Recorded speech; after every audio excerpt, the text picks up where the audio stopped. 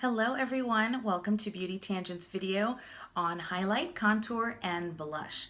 So a lot of clients of mine ask questions in terms of what is a highlighter or what is a contour. I've heard these words, but I don't know what they mean. How many blushes should I have? I only use one and it's almost finished. What do I do? So the blush, highlight, and contour process can be kind of daunting for some people. So I thought I would leave my face bare and just do my contour and highlight and blush on camera so you can see what I do on a regular basis.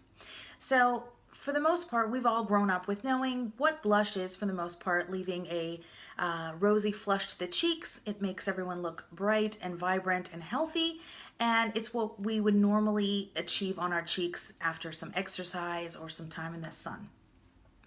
Most of us, after we've done our concealer and our foundation and powder and that sort of thing, we don't have that rosy glow anymore, so we need to add it back on. So that's where blush comes in. If we do a blush just on its own, it's great.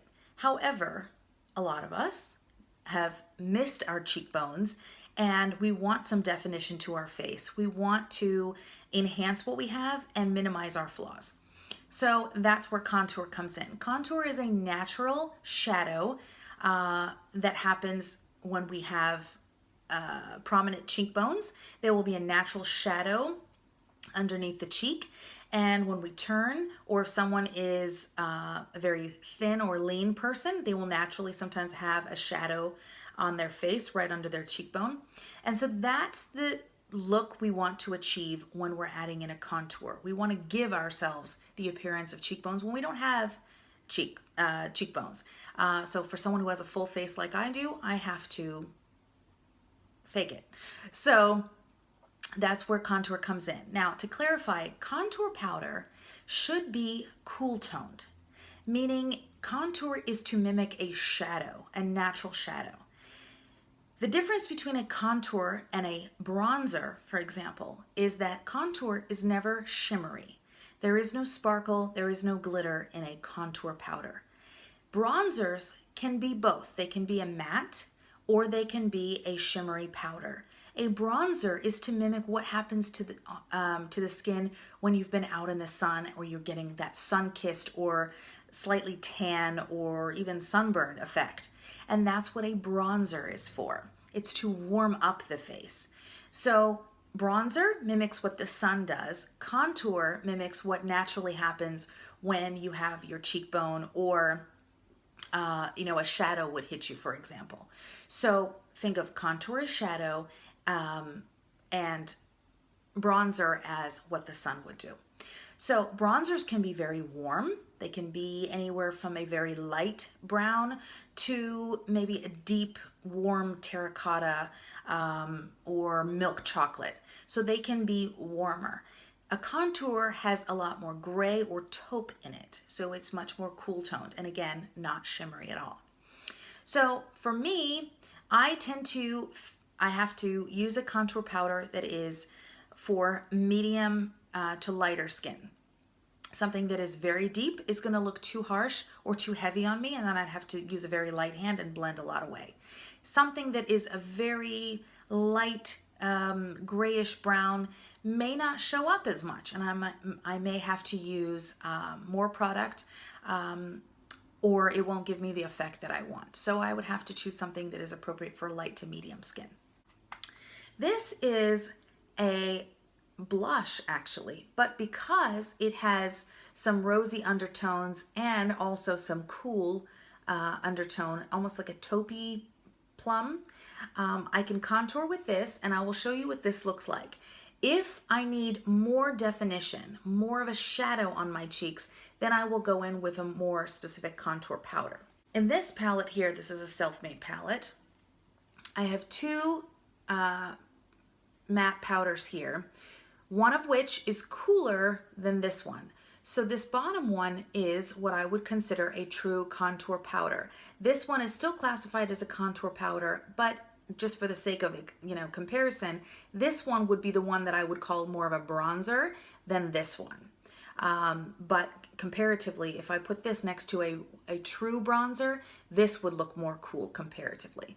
But for the sake of just understanding the difference, this would be my cool option. This is my slightly warmer option. And again, it depends on your skin tone, your, if you are pink undertoned or yellow undertone, all of that really makes a difference in what would be the best contour powder for you. So this shade will not work on every single person. This shade will not work on every single person.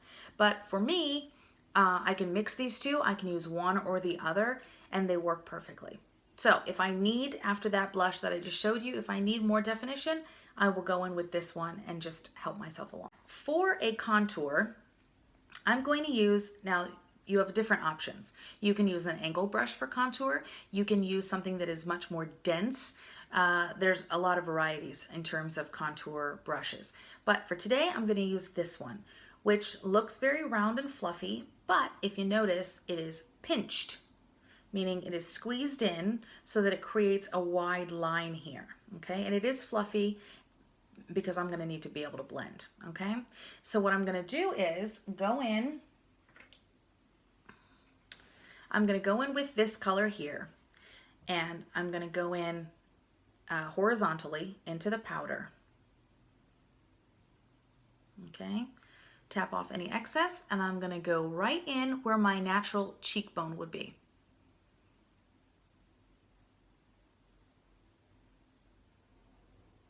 Okay, I'm making some wide lines here. I'm starting at my ear and going forward, okay? There you go. You see a little bit of a line here. Now I'm gonna go in on the other side.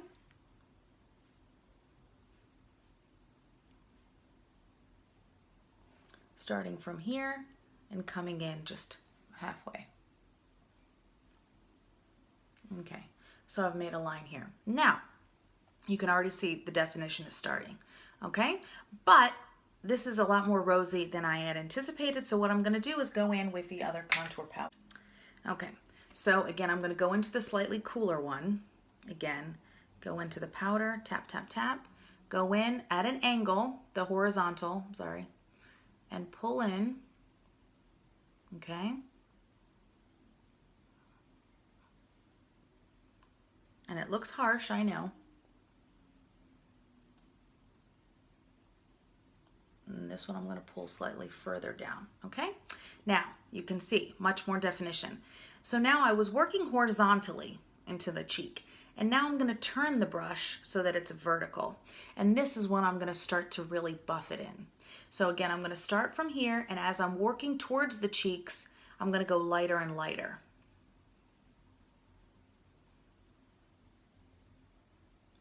But I'm going to keep most of the concentration of product still closer to my ear.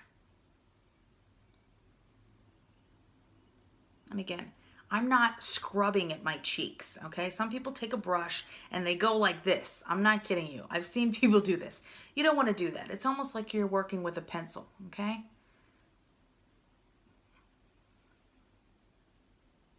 And I'm pulling in towards my cheeks, but still keeping the concentration back here. Okay?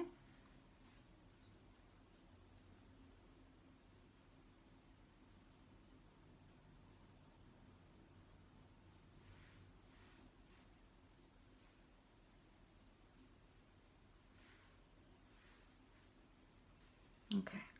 I'll pull some on my nose, above my lip,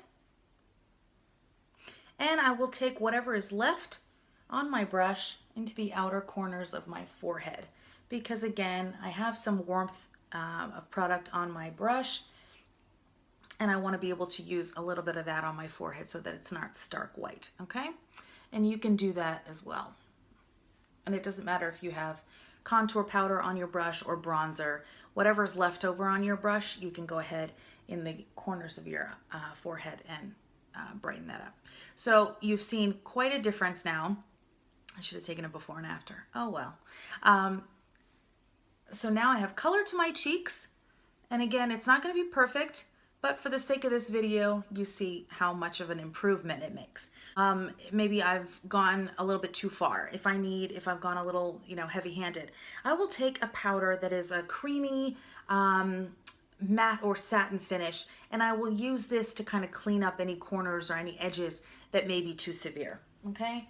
And I may do that just, for example, with this brush. If I pulled the blush down a little too far, I will go in here and just make sure it's not coming too far into my mouth.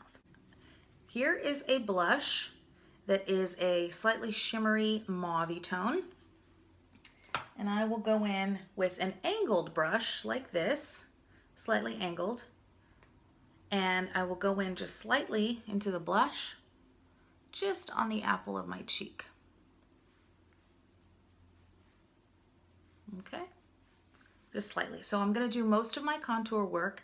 And again, the initial blush that I chose is a sort of a blushy contour shade. So I did most of it with that. But just to show you, any blush topper, or if I need more color on the apples of my cheeks, I'll go in very lightly with an actual blush and pull it on the apples of the cheeks. The next and final product is going to be a highlighter.